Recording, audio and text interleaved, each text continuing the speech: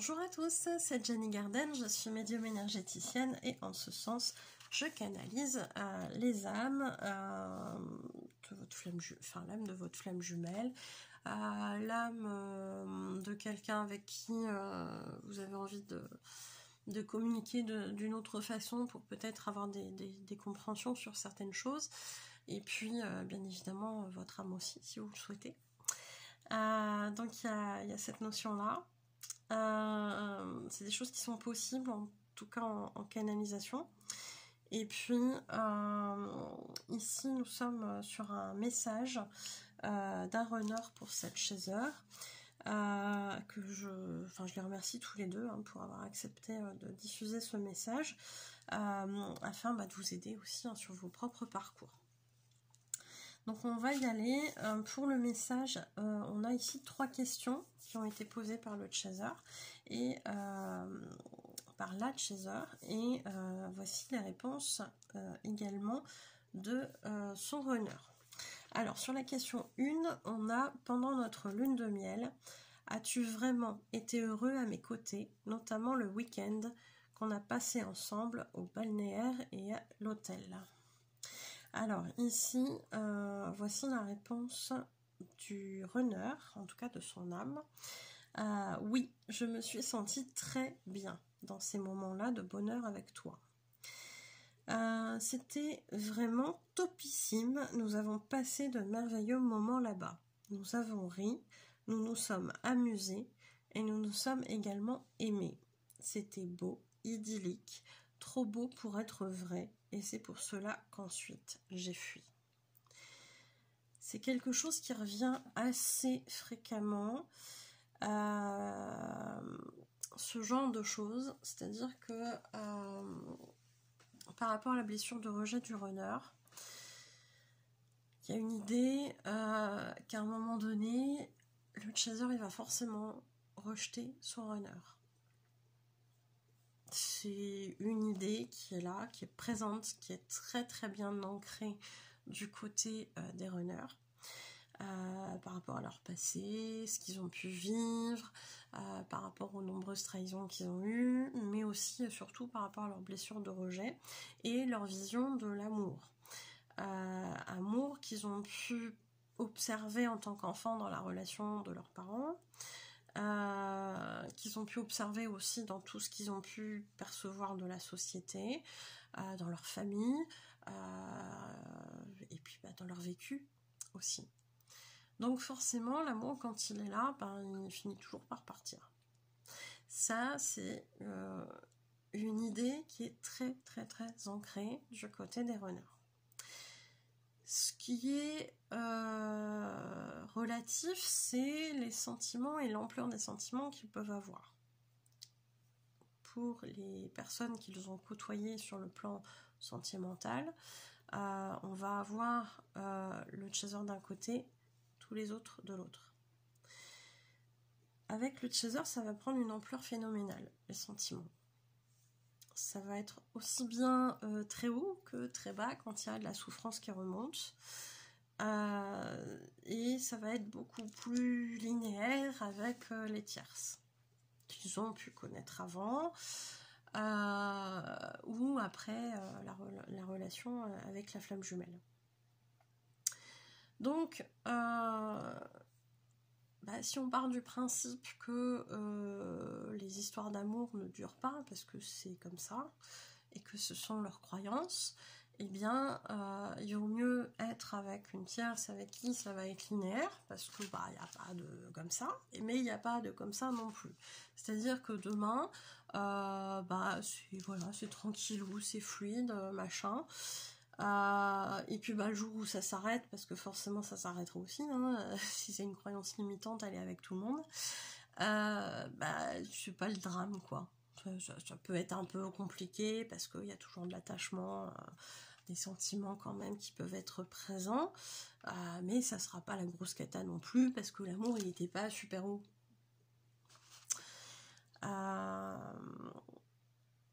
Avec la chaser c'est très différent, puisque l'amour il va monter très très très très haut.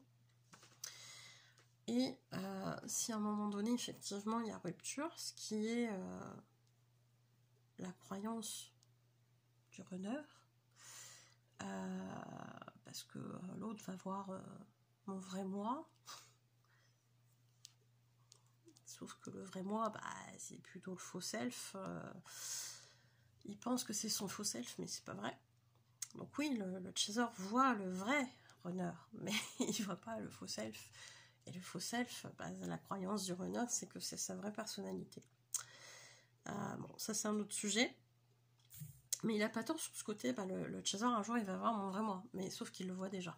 C'est juste qu'il en a pas conscience. Et il pense que le chaser l'idéalise. Parce que le chaser il voit qui il est. Alors j'ai même envie de dire qu'il n'est pas encore. Mais bon, c'est jouer un peu sur les mots. Il voit tout le potentiel, il voit tout ce qu'il va être capable de faire, etc.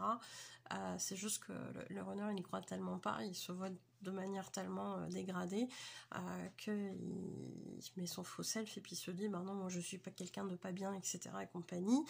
Et mon chaser qui est là et qui me voit comme étant quelqu'un de bien, il se gourre. Non, en fait, ton chaser, il voit ton vrai toi. C'est juste que t'es pas encore à ce niveau-là. Bref, ça c'est un autre sujet.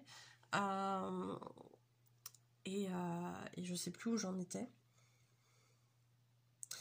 Et donc, alors je sais plus, j'ai perdu le fil, mais en gros, l'idée c'est que le runner, il pense vraiment qu'à un moment donné, le chaser, il va se barrer parce qu'il aura compris qui était vraiment le runner.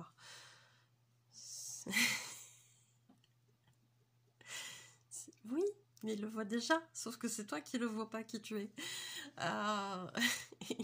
Qui est mieux que ce que tu perçois de toi-même, mais c'est pas grave. Et du coup, bon bah, il y a des vérités quand même, mais c'est pas vu de la bonne façon. Il est persuadé que cette chaser va se barrer à un moment donné. Alors je dis ça parce que c'est quand même les cas les plus courants, c'est-à-dire le chaser femme et le runner homme. Donc je vais rester là-dessus, c'est quand même plus facile pour détailler. Mais il y a vraiment une idée de, à un moment donné, mon chaser il va se barrer, il va se dire je suis tombée sur un arnaqueur, sur un imposteur, et non. Et quand il va partir, mon chaser, mais je vais mourir sur place, quoi. Je vais mourir sur place. Parce que l'amour, il aura été là. Donc la souffrance, elle peut pas être comme ça. La souffrance, ça va l'emmener très bas. Et dans l'idée du runner, c'est je pourrais pas survivre à ce truc-là. Donc il vaut mieux m'éviter une souffrance. Donc il vaut mieux vivre un truc comme ça, tout linéaire, tranquille ou pépère avec la tierce, avec qui il n'y a pas de... Voilà, mais il n'y a pas de drame non plus, voilà. Bon, c'est un choix, hein, c'est un choix qui est sécuritaire pour le runner, en termes d'émotion. Ça s'entend, ça se comprend en tout cas. Donc voilà pourquoi il fuit, parce que c'était trop beau. Et forcément, si c'est trop beau, ça va se casser la gueule. Et ça va être l'horreur. Voilà. Donc derrière, il fuit. Question 2. Pourquoi es-tu revenu coucher avec moi en janvier pour quelques semaines plus tard me poser un lapin et finalement t'éloigner et te mettre en silence radio? Alors, ici, le runner répond, en tout cas son âme répond. L'éloignement était devenu compliqué. J'avais besoin de te retrouver, de sentir ton odeur, de sentir ta peau contre la mienne. Et je ne pensais plus qu'à ça. J'avais l'impression d'être un drogué qui a besoin de sa dose de drogue pour retrouver un semblant de bien-être. Voilà l'effet que tu me fais. On retrouve effectivement cette notion-là dans le côté très magnétique de la relation FJ, c'est-à-dire qu'à un moment donné, il y a comme un besoin de revivre certaines choses, un appel en fait, énergétique, magnétique, appelez ça comme vous voulez, et auquel le runner, au bout d'un moment, ne réussit plus à résister.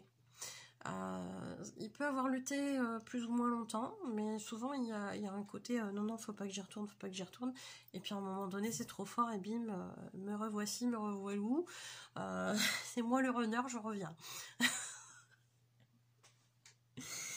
Mais parce que voilà, il y a ce côté où là j'ai besoin, là je peux plus résister. Les semaines ont ensuite passé et mes émotions ont pris le dessus, mes peurs aussi. J'ai eu trop peur que tu me rejettes et me fasses souffrir. Alors j'ai préféré prendre les devants. J'ai cessé le contact car je n'avais pas la force de t'expliquer que c'était mieux ainsi et qu'ensuite j'étais mal car je ressentais en même temps cette attraction envers toi. Alors là, effectivement, cette fuite, elle est dans le même processus que la première question. Après, bon, les personnes, quand elles posaient leurs questions sur cette ancienne version de canalisation, effectivement, elles posaient toutes leurs questions et après, elles avaient le résultat. Donc là, on retrouve le même processus, c'est-à-dire qu'il y a eu trop d'émotions. Ces émotions-là, derrière, elles ont fait remonter des peurs, des choses comme ça. Et du coup, si ça fait remonter trop de choses, c'est très compliqué à vivre pour un runner, ça prend énormément d'ampleur en termes d'émotions et derrière ça fait effet bug, j'arrive plus à gérer, je sais plus comment je m'appelle, où je suis, etc. Donc je peux même pas t'exprimer le fait que j'ai besoin de partir quelque temps, de m'éloigner parce que là je suis en incapacité totale, je bug tout simplement. Et malgré tout ça, il y avait quand même cette attraction qui était encore là. C'est-à-dire qu'il y a en même temps cette attraction et en même temps ce truc de j'étouffe, je peux plus, ça prend trop d'ampleur, j'y arrive plus. Il faut que je parte, il faut que je me mette en survie, faut que je parte, il faut que je me mette en sécurité. C'est ça la dualité chez le runner, c'est très compliqué. Question 3, où en es-tu dans ta vie réelle avec ta tierce ? La vie continue, suit son cours. J'essaie de faire ce qu'il faut pour paraître normal, pour vivre comme tous les gens normaux. Je sais bien que ce ne sera pas la femme de ma vie, mais je passe le temps et cela est confortable pour mes besoins physiques. D'avoir quelqu'un de fiable à mes côtés. Cela m'évite de perdre du temps à aller séduire d'autres femmes. Cela me demande moins d'efforts. Elle a des côtés agaçants, mais je m'en accommode pour le moment. Dur à entendre pour un chaser. Mais pourtant la réalité des runners. C'est-à-dire qu'à un moment donné, la relation pour eux avec leur chaser, elle est juste pas possible. Avec toutes les émotions que ça vient amener, c'est trop compliqué à vivre pour eux. Donc, pour être dans une normalité, et souvent ils ont été élevés là-dedans, c'est-à-dire que en tant qu'être humain, à un moment donné, on se pose en couple, peut-être qu'on fait des projets, qu'on habite ensemble, qu'on va avoir des enfants, se marier, etc. Mais avant tout, il faut déjà être en couple. Et ça, c'est c'est typique des runners, c'est-à-dire que si la société juge que c'est ça la vie, je vais prendre tous les éléments, les mettre sur ma liste et les cocher un par un pour dire voilà, c'est bon, j'ai ça, je suis comme tout le monde. Comme ça, je serai pas rejetée. Bon, en vrai, c'est pas comme ça tout à fait que ça se passe. Et c'est surtout pas comme ça qu'on va forcément être heureux. Et ça, c'est pareil, c'est des choses qu'ils apprennent au fur et à mesure, les runners.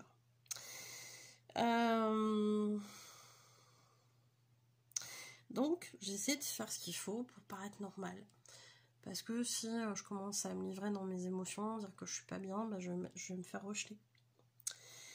Donc, je suis avec une tierce, je fais ma vie, mais je sens bien que c'est pas elle la femme de ma vie, quoi. Je sens bien que c'est une relation temporaire. Combien de temps, je sais pas, mais pour l'instant, je m'en contente. Donc, ça me passe le temps. C'est confortable aussi parce que du coup, je suis pas obligée d'aller draguer à gauche, à droite pour me satisfaire physiquement parlant. Comprenez tous ce qu'il y a derrière.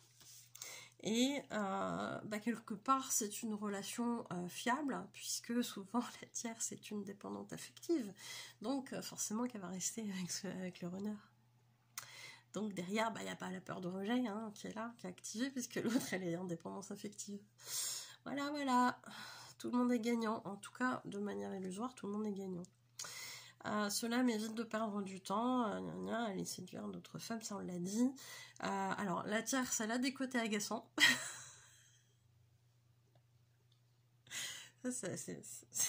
Comme quoi on apprend des choses dans les canalisations. Mais pour l'instant, bah voilà, j'y gagne certaines choses, donc ça passe. Voilà. Interroger un chasseur, je suis pas sûre qu'on ait la même façon de penser. Mais voilà, après, c'est une logique, hein, c'est une logique qui est très différente de celle du chaser, mais c'est une logique runner. Voilà, et puis cette chasse, bah, même si elle m'agace de temps en temps, on n'est pas dans des bas comme ça non plus, comme j'étais avec mon chaser, quoi. Donc ça passe. Ça passe. Message libre. Je ne suis pas le plus doué pour exprimer mes sentiments. Aucun runner. C'est un truc qu'ils apprennent très tard. C'est compliqué. Hein, on a expliqué le pourquoi du comment, hein, puisque quand ils commençaient à se livrer, bah, tout de suite ils étaient rejetés. Hein, donc forcément derrière, on met des barrières après. Hein. Et le fait d'être en couple avec une autre que toi rajoute une barrière non négligeable. Je ne me sens pas être quelqu'un de bien. En effet, je pense à toi souvent, à nos moments de partage, à nos moments charnels. Cela me fait frémir rien que d'y penser. Je te veux tellement fort. Et en même temps, cela est impossible. Car ma tierce est là, et que je ne veux plus être un mauvais homme. Cela est impossible également, car je suis débordée d'émotions lorsque je suis avec toi. Donc on le voit bien, hein, le fait d'être célibataire, disponible, fait que potentiellement il y aurait moins de barrières avec la chaser. Là, il se met une tierce en plus. Bon, certains arrivent quand même à être infidèles, mais il y a toujours ce repli de dire non mais attends, j'ai une tierce, hein, donc c'est pas correct. Alors encore une fois, il y a une idée de manipulation parfois pour certains chasers quand on est en début de parcours, etc. Et c'est légitime de se poser la question. Souvent, ce qui se passe, c'est qu'effectivement, cette tierce, elle est là un peu en sécurité. Parfois, il transgresse ce côté interdit, etc. Mais derrière, il y a ce regret parce que je suis quelqu'un de bien, avec des valeurs. En tout cas, c'est ce qu'ils aiment se dire, parce qu'il faut maintenir un faux self à peu près correct, et que l'infidélité, c'est pas super bien vu non plus par la société. Et du coup, bah, je dois maintenir l'image de quelqu'un de lisse. Et l'infidélité, ça passe pas trop dedans. Mais cependant, mon chaser, j'ai énormément de mal à y résister parce que cette attraction, elle est tellement forte que du coup, c'est compliqué. Et quand il y a effectivement infidélité avec la chaser, il y a vraiment cette idée de je suis vraiment quelqu'un de pas bien, je fais un truc qui est pas bien pour les valeurs de mon chaser, qui est pas respectueux envers lui. Je suis quelqu'un de pas bien vis-à-vis de moi parce que je saute tous mes principes, je les fous en l'air, voilà. Et je suis quelqu'un de pas bien par rapport à ma tierce parce que je la trompe. Voilà. Donc là, forcément, à un niveau, je me mets des coups de pelle tout seul et puis je m'enfonce.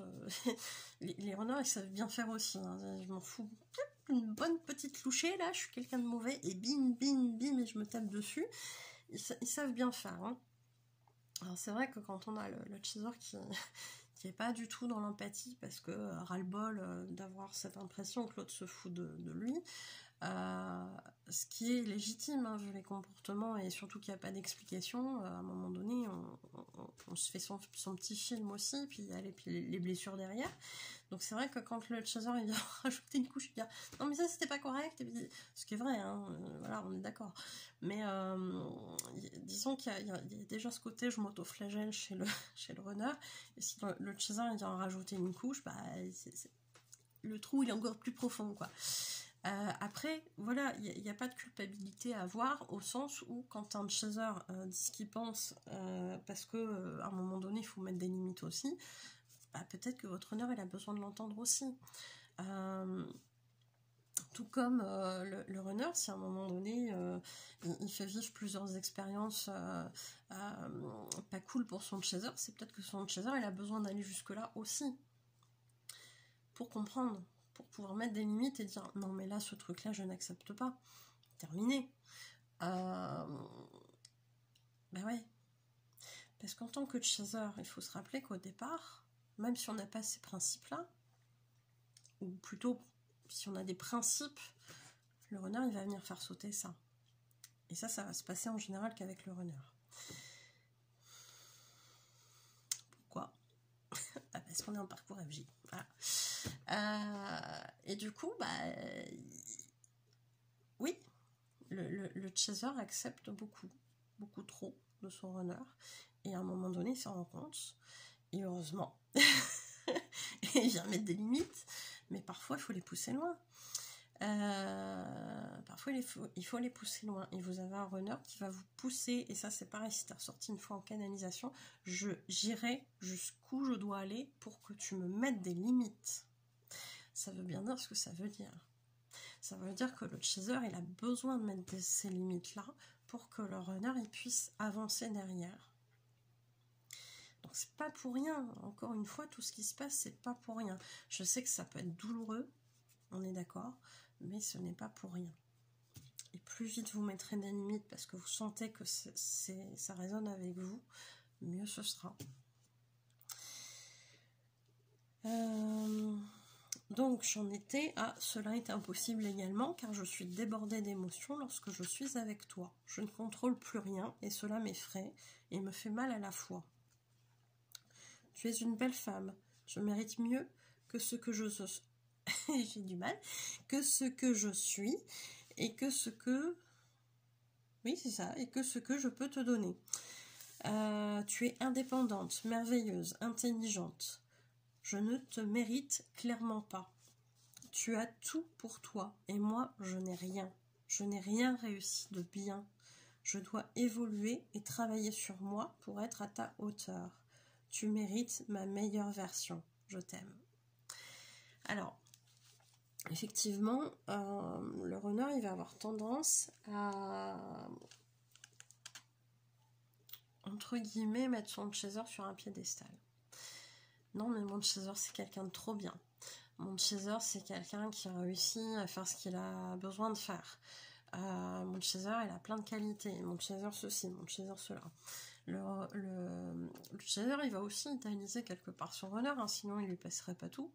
En tout cas au début. Et voilà, mais il y a vraiment une idée d'avoir conscience pour le runner que tant que de toute façon ils n'auront pas atteint certains objectifs pour eux, pour se sentir suffisamment bien entre guillemets pour leur chaser, parce qu'il y a une idée de venir proposer une version d'eux-mêmes qui va être cohérente par rapport à comment ils voient leur chaser.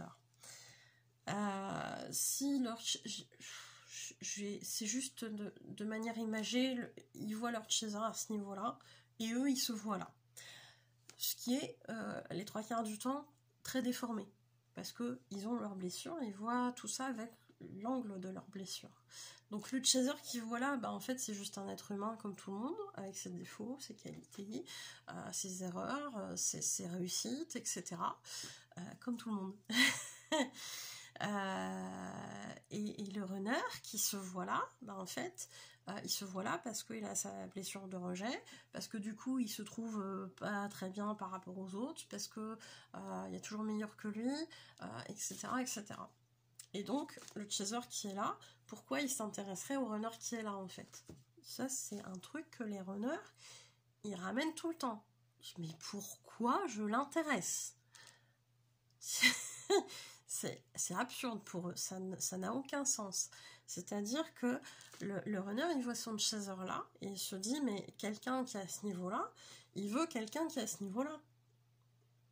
Et moi, je suis pas là, je suis là. Qu'est-ce que mon chaser me trouve?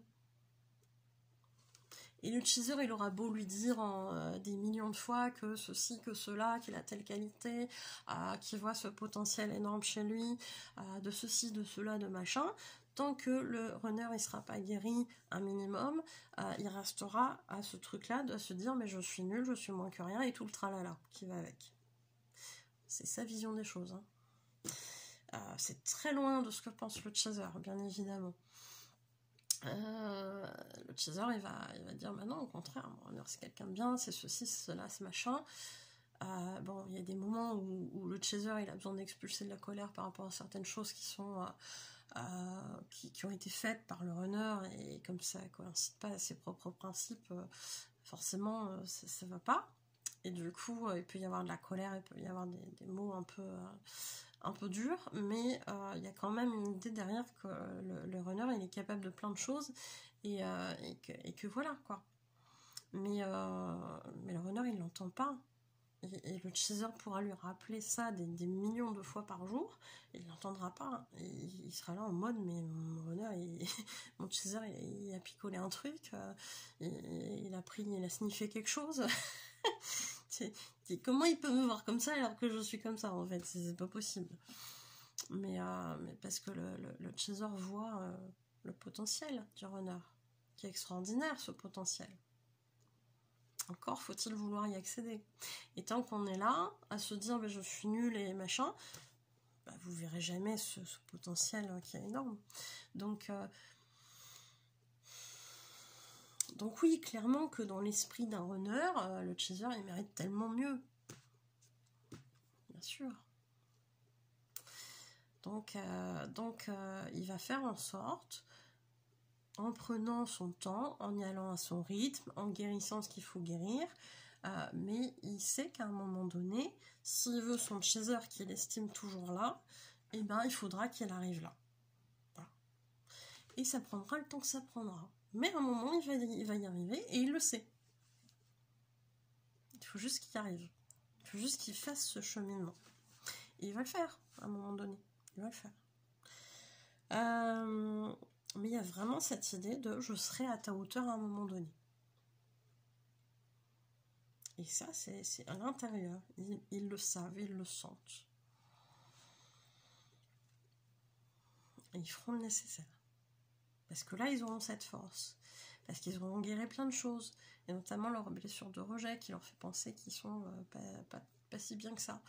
Donc c'est bien, c'est bien. En tout cas, j'espère que ça vous aura aidé. N'hésitez pas à mettre en commentaire tout ce qui peut résonner avec vos propres parcours, si vous avez envie de partager, c'est fait pour ça. Et puis vous avez aussi le groupe Papote FJ sur Facebook, mais c'est un chat, donc ça a été renommé comme ça, mais c'est pas le nom du groupe, hein. Le lien du groupe, il est dans les descriptions d'autres vidéos, je crois.